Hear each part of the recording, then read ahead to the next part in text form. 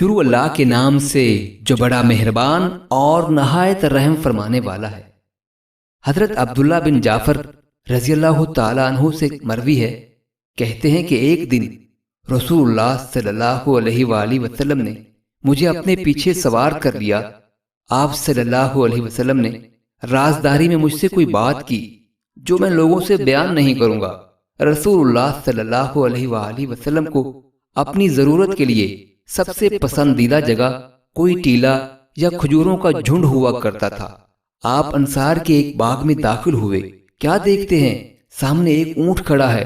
جب اس نے نبی صلی اللہ علیہ وسلم کو دیکھا تو وہ بلبلایا اور اس کی آنکھوں سے آنسو بہہ پڑے۔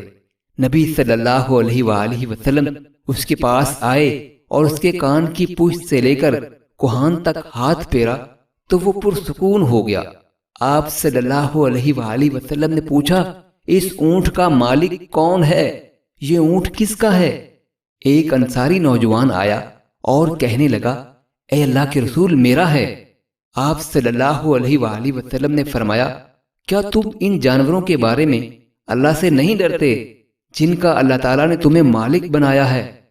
اس اونٹ نے مجھ سے شکایت کی ہے کہ تم اسے بھوکا رکھتے ہو اور اس پر بوجھ لاد کر تھکاتے ہو۔